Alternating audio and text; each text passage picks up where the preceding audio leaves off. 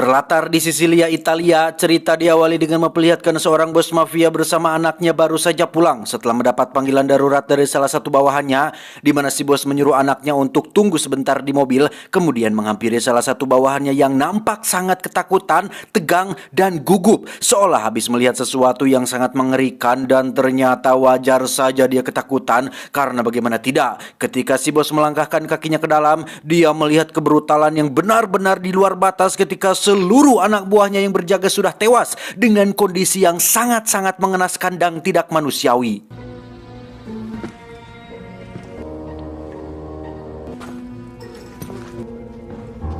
Dan ya, Anda semua pasti sudah bisa menebak jika semua ini hanya bisa dilakukan oleh hanya satu orang saja, yaitu jagoan kita semua yang tiada lain adalah Robert Michael. Tentu hanya dia yang bisa melakukannya. Robert sengaja membiarkan dirinya tertangkap dan sengaja membiarkan 3 anak buah si bos ini tetap hidup agar bisa bertemu langsung dengan si bos yang menjadi tujuan utamanya. I know what you are. Robert mengatakan jika saja anak buahnya mengizinkan dia masuk, mungkin mereka sekarang masih hidup. Robert hanya ingin mengambil sesuatu yang bukan milik si bos, sesuatu yang telah dicuri si bos dari seseorang, yang ketika dia melihat kunci pada pinggangnya, disitulah Robert bisa langsung menebak jika sesuatu itu disimpan di dalam sebuah ruangan yang harus dibuka dengan kunci tersebut. Sehingga seperti biasa, Robert langsung menyalakan timer di jam digitalnya yang diset 9 detik untuk memberikan waktu agar si bos menyerahkan kuncinya sekaligus memberinya kesempatan untuk bertaubat dan melanjutkan hidupnya. Namun karena si bos enggan melakukannya, Robert langsung menjelaskan bagaimana mereka semua mati dimulai dengan kesalahan satu anak buahnya yang mendodongkan senjata terlalu dekat, yang apabila dia menarik pelatuknya maka akan menyebabkan anak buah di sebelah kanannya mati tertembak, dan seterusnya. Yang ketika si bos dan semua orang di gudang ini keheranan dengan semua perkataannya, tiba-tiba selalu saja seperti ini. Mereka, para penjahat dari film pertama, kedua, sampai ketiga ini selalu diberi kesempatan untuk bertaubat dan melanjutkan hidupnya lebih baik. Tapi mereka malah memilih mati tanpa mempertimbangkan dulu berhadapan dengan siapa. Yang jika Anda baru mengenal Robert Michael tanpa melihat yang pertama dan keduanya dulu, maka saya akan memberikan sedikit gambaran tentang sosok Robert Michael, yang merupakan seorang pria tua biasa yang sudah pensiun dari profesinya. Dan profesi yang saya maksud di sini adalah suatu profesi yang tidak bisa dilakukan oleh orang biasa, butuh skill, pengalaman, dan kecerdasan yang tidak dimiliki oleh semua orang. Yang meski dirinya sudah pensiun, tetapi ketika melihat ada orang yang terzolimi, disakiti, dibuat menderita, sementara di sisi lain ada yang hahaha menikmati penderitaan tersebut, maka Robert akan muncul untuk menjadi penyeimbang. Dan inilah The Equalizer 3. Setelah Robert mendapatkan apa yang diinginkannya, dia langsung keluar dan mendapati anak si bos sedang menunggu ayahnya di mobil. Robert bukan psikopat yang tega membunuh wanita dan anak-anak, sehingga beliau langsung pergi meninggalkannya tanpa tahu jika si anak sering main FF dan berani membokongnya menggunakan senapan milik ayahnya.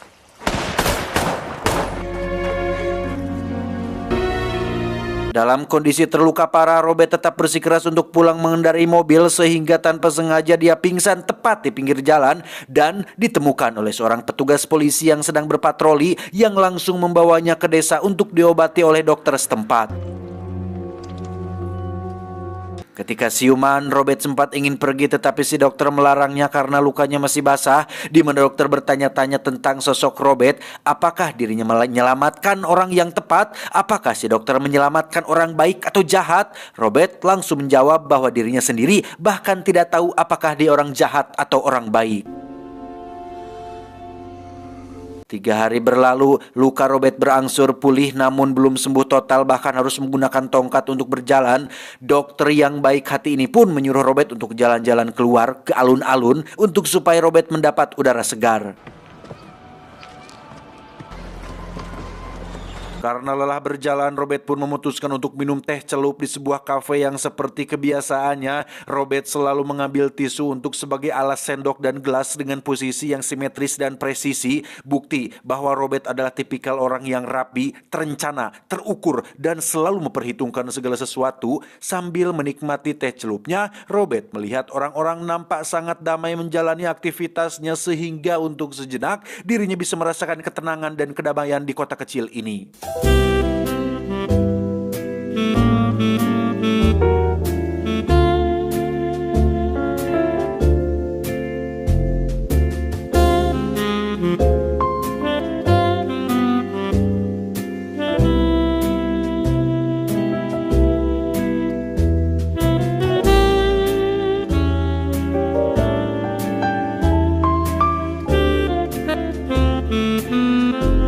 Tak lama muncullah seorang polisi bernama Gio, orang yang sudah menyelamatkan Robert di pinggir jalan. Gio sadar betul jika Robert adalah seseorang yang sedang terlibat masalah karena tidak mungkin orang biasa mendapatkan luka tembak seperti yang Robert dapatkan.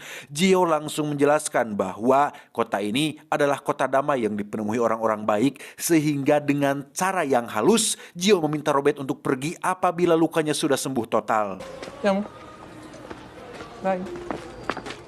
Ciao Roberto. Gabby.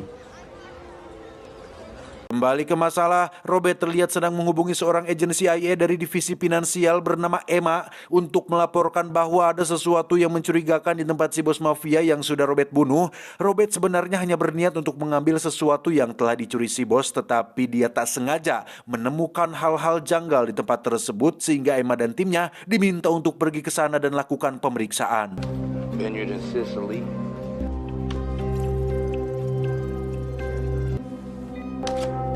Sambil menunggu pulih total, Robert pun kembali berjalan-jalan keluar sembari menikmati keindahan dan kedamaian kota kecil ini. Namun sesuai kata Abah Wirantah bahwa kedamaian adalah satu-satunya hal yang tidak bisa bertahan lama. Hal itu langsung terbukti ketika Robert melewati sekelompok mafia muda yang dipimpin oleh seorang pemuda cengos bernama Marco yang kebetulan sedang menghajar penjual ikan gara-gara telat bayar iuran. Yang jika saja mereka tahu siapa Robert, mungkin Marco dan anak buahnya akan berpikir dua kali untuk melakukan hal seperti itu di sekitarnya.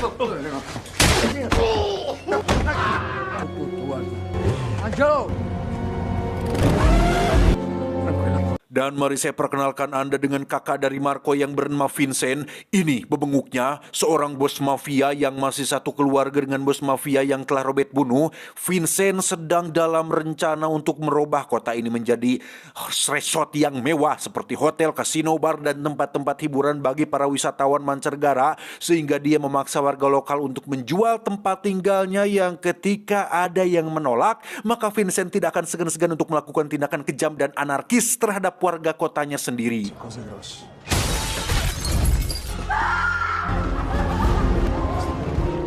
Beralih ke kediaman si bos mafia tua yang sudah Robert bunuh, Emma dan timnya menemukan sesuatu yang tak terduga, yakni beberapa drum wine berisi amfetamin sintetis alias narkoba. Berikut beberapa orang yang tewas mengenaskan dan hanya ditemukan satu sidik jari saja di TKP ini, sehingga mereka semua termasuk Emma penasaran dengan siapa orang yang sudah melakukan semua ini.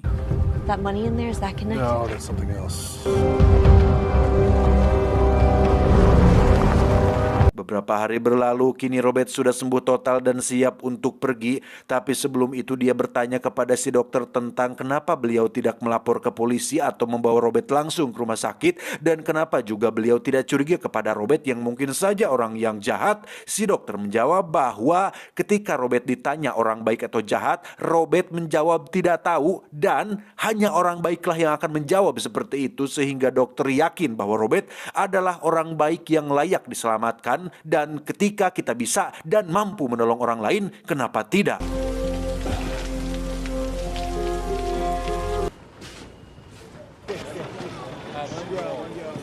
Saat akan pergi itulah Robert dikejutkan dengan orang-orang yang sedang beramai-ramai memadamkan kebakaran, yang ternyata rumah tempat tinggal si penjual ikan sudah dibakar oleh oknum tidak bertanggung jawab. Namun yang paling menyedihkan adalah bukan soal warung ikannya yang ikut hangus, tetapi ada anak dan istrinya yang masih berada di dalam, sehingga wajar sekali jika si penjual ikan sangat histeris melihat rumahnya habis dilahap api. Ketika semua orang sedang fokus pada kebakaran, hanya Robertlah satu-satunya orang yang mampu melihat situasi sekitar ketika Marco dan anak buahnya hanya menonton kejadian ini dari kejauhan, sehingga Robert yang sudah berpengalaman dalam dunia kriminal pun bisa langsung menebak jika pelakunya adalah mereka semua.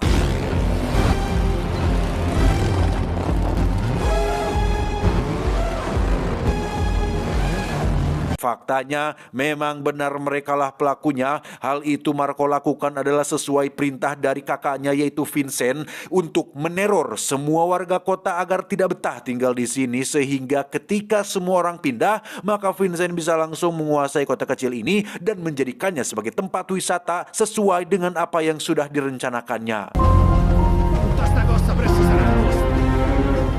Kembali ke Robert yang sedang duduk sambil berdoa, dia benar-benar dilema antara harus pergi atau jangan, karena setelah melihat kedamaian di kota ini terganggu, akhirnya membuat jiwa-jiwa equalizer dalam dirinya kembali muncul. Di saat Robert butuh ketenangan dan nyaman di suatu tempat, selalu saja ada orang-orang yang mengganggu ketenangan itu yang membuat Robert kembali harus brutal seperti masa lalunya. Dan sesuai julukannya yaitu sang penyeimbang, maka Robert memutuskan untuk tinggal di hotel untuk beberapa hari ke depan, melihat apakah situasinya akan kondusif atau malah semakin memburuk.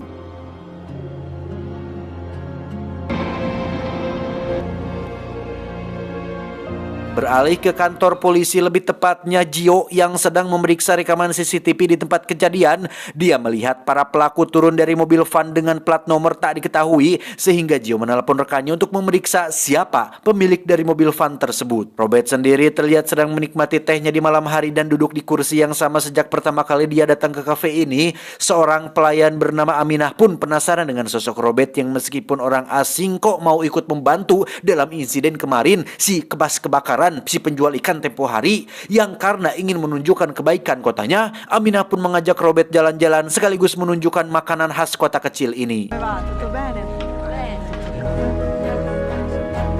Seiring berjalannya waktu, Robert pun semakin dikenal dan diterima baik oleh semua warga. Terbukti ketika Robert mendapatkan sedikit hadiah dari seorang nenek-nenek, sehingga Robert mulai merasa nyaman dan merasa yakin jika kota ini adalah tempat yang tepat untuk dirinya bisa pensiun dan menghabiskan masa tuanya di kota yang dipenuhi orang-orang yang baik.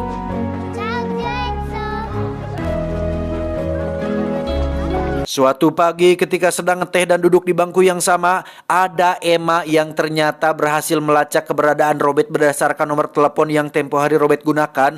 Alih-alih bermaksud mengambil foto Robert secara diam-diam, Robert justru menyadarinya lebih dulu, yang bahkan jika Emma ingin foto yang jelas dan bagus, Robert dengan senang hati akan menghadap dan tersenyum ke arahnya.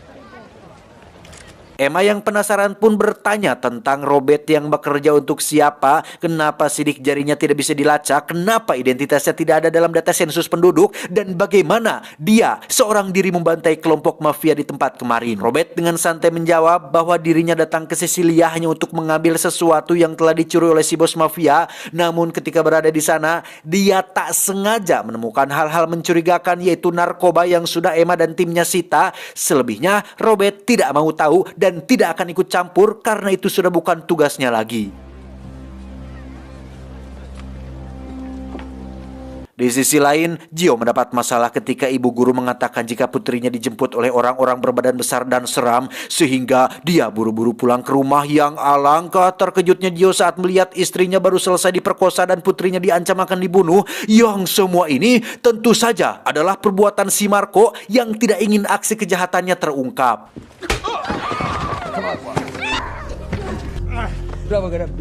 Melihat wajah Gio babak belur, Robert yang kebetulan datang berkunjung pun langsung bertanya kepada si dokter tentang apa yang sebenarnya sedang terjadi di kota ini. Siapa orang-orang yang sudah membuat kota damai ini menjadi tidak tentram. Yang dengan ragu dan sedikit ketakutan, si dokter pun menjawab bahwa pelakunya adalah para mafia, terutama seorang bos mafia bernama Vincent yang sudah lama menjadi benalu di kota kecil ini.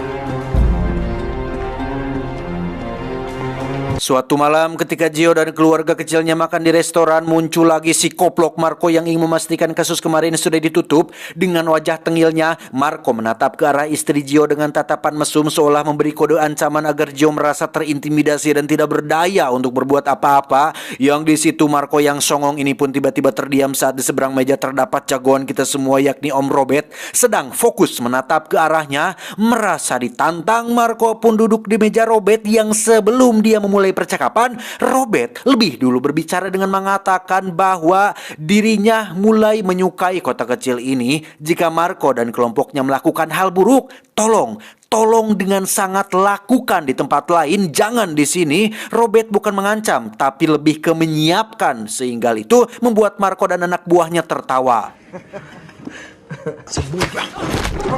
Dan ya, Marco pun langsung dibuat kicep saat Robert menekan sela-sela antara telunjuk dan ibu jarinya. Robert menjelaskan sedikit tentang dunia medis bahwa apa yang Robert tekan sekarang adalah syaraf median yang berfungsi untuk mengontrol gerakan jari sekaligus syaraf yang mengirimkan sinyal rasa sakit ke otak. Dari skala 1 sampai 10, rasa sakit yang Marco rasakan saat ini baru di skala 2, yang jika Robert tekan lebih keras lagi, maka rasa sakitnya akan semakin luar biasa sampai Marco akan kencing di celana, sehingga Marco langsung menuruti perintah Robert untuk menyuruh keempat anak buahnya keluar dari restoran ini.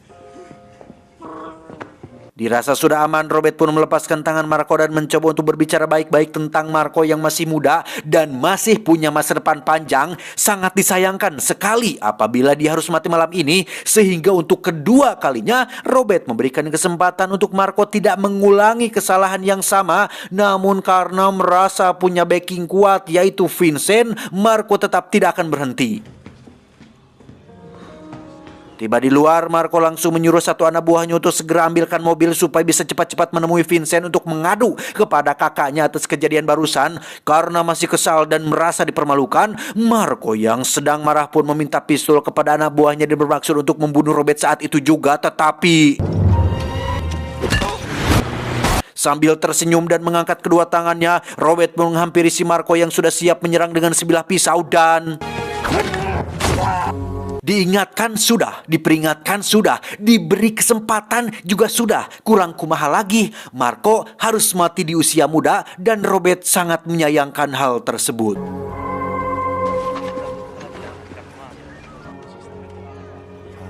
Beralih ke Emma yang sedang menemui kepala polisi setempat. Dia ingin menginterogasi beberapa narapidana yang dicurigai memiliki keterkaitan dengan kasus penemuan narkoba kemarin untuk mencari informasi tentang siapa lagi pelaku yang ikut terlibat dalam kasus ini. Di mana si kepala polisi nampaknya mengenali satu wajah yang beliau sangat melarang Emma untuk menginterogasinya, yang justru malah membuat Emma penasaran dan memperkuat keinginannya untuk menginterogasi orang tersebut. Here to give you an opportunity. Berdasarkan laporan Sinapi, tim Emma berhasil melakukan penyergapan besar-besaran terhadap kediaman salah satu mafia yang ada di Italia ini, dan itu sangat-sangat berbahaya bagi Emma karena selain dia melakukan penyelidikan mandiri, Emma juga rentan diserang oleh salah satu anggota keluarga mafia yang masih tersisa yaitu Vincent, yang langsung melakukan percobaan pembunuhan dengan meletakkan bom di bawah mobil yang akan Emma kendarai. Beruntung Emma masih hidup dan hanya mengalami luka yang harus membuat dirinya dirawat, di mana atasannya menyuruh Emma untuk istirahat terlebih dahulu dan serahkan kasus ini kepada timnya. Dan terungkaplah bahwa ternyata si bapak kepala polisi yang kemarin Emma temui adalah seorang oknum polisi korup yang sering mendapatkan jatah bulanan dari hasil bisnis haram ini. Kedatangan si kepala menemui Vincent adalah untuk memintanya menghentikan sementara bisnis ini, karena jika sampai kasus ini terungkap lebih jauh, maka bukan hanya Vincent yang celaka, tetapi karir bapak kepolisi pun akan ikut celaka, yang karena tidak ingin diatur-atur dan merasa bahwa dirinya adalah penguasa kota Sisilia, Vincent pun memberikan sedikit penegasan agar si kepala polisi tetap tutup mulut atas keterlibatannya dalam bisnis hitam ini.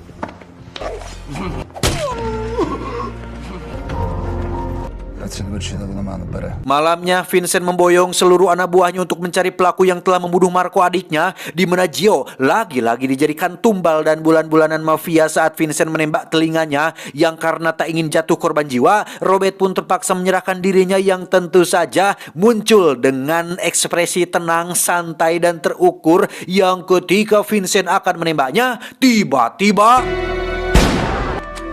Ya, semua orang pun kompak mereka momen ini yang seperti kita tahu, viral adalah senjata paling ampuh di zaman ini. Siapa yang viral, maka siap-siap namanya akan dikenal. Siapa yang viral, maka harus siap gerak-geriknya dipantau. Sehingga daripada bisnisnya terganggu, Vincent pun memilih untuk menunda niatnya dan mencari waktu lain untuk mendapatkan kesempatan yang lebih baik. Tiba di kediamannya, Vincent yang masih belum bisa tenang pun kembali merajuk di depan anak buahnya bahwa kejadian tadi sangat-sangat memalukan, seolah mafia tidak punya harga diri lagi. Masa kalah oleh kamera ponsel, kalah oleh viral, kalah oleh netizen, sehingga besok, tepat besok, mereka sepakat untuk membunuh si Robert sekaligus membakar kota kecil ini agar balas dendam kematian adiknya segera tuntas dan rencananya membangun resort tempat wisata bisa cepat terlaksana.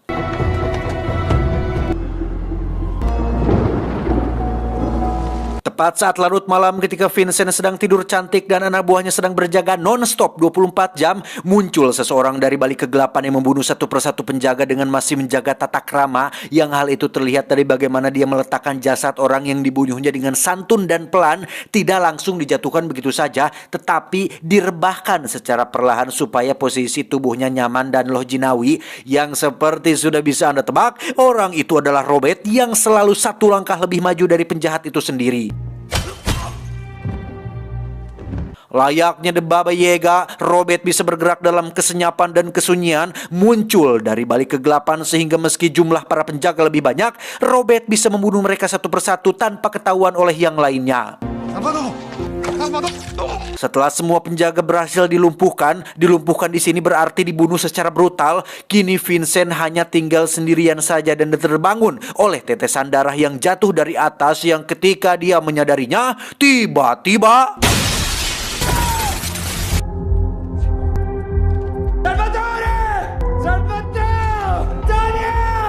layaknya anak kecil yang memanggil ibunya, Vincent pun teriak-teriak memanggil satu persatu anak buahnya, tetapi satu pun tak ada yang menyaut. Yang ketika dia periksa, semuanya sudah tewas dengan kondisi yang tidak kalah mengerikan seperti korban-korban Robert sebelumnya. Sehingga pada titik ini, Vincent benar-benar kena mental dan tidak tahu dengan siapa dia berhadapan.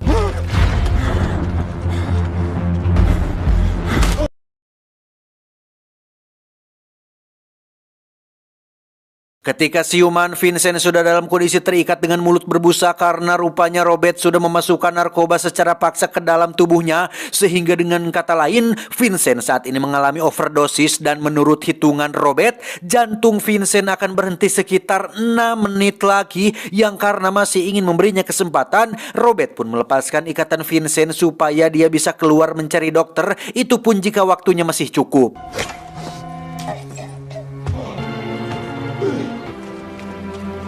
Pada titik ini saya pribadi jujur ada muncul rasa kasihan terhadap atau melihat si Vincent jalan sempoyongan berusaha untuk mencari dokter demi untuk nyawanya. Tetapi mengingat kembali tindakan dan perilakunya yang menyita rumah warga, menggantung orang tak berdaya, membakar rumah, membunuh anak dan istri si penjual ikan, sulit memang untuk merasa simpati sepenuhnya. Sehingga dengan sangat terpaksa Vincent harus mati sebelum bisa merealisasikan rencana yang sudah disiapkannya selama jauh-jauh hari.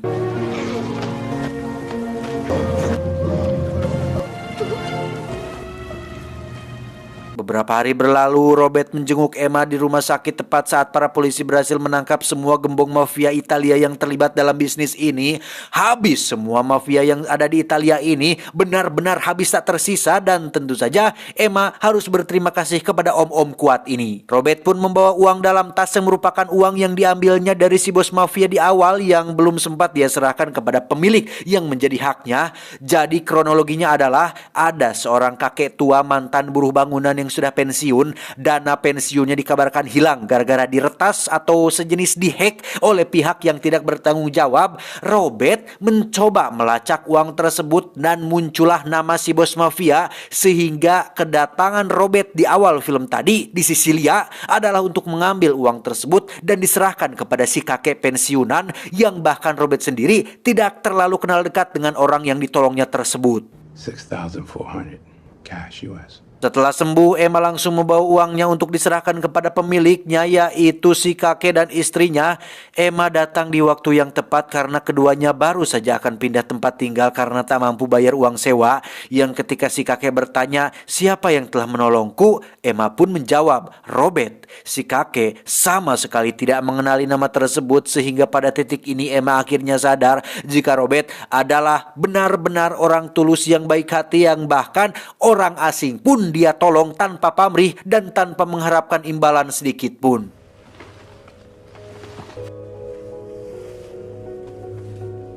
Tamat, ending yang cukup merobetkan. Semua film Om Denzel Washington selalu memberikan emosi, menimbulkan atau memicu adrenalin, membuat kita semua ikut kesal dan tegang dibuatnya.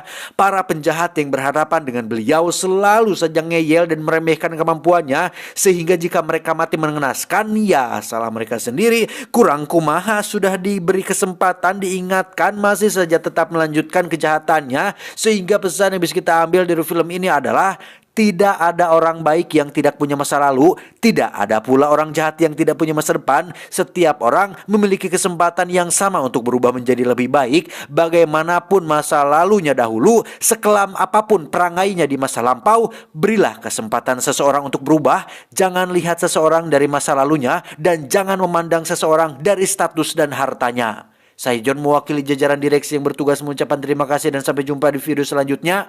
Adios, Kontrapulsa Tutankhamun. Cuau, cuau, cuau.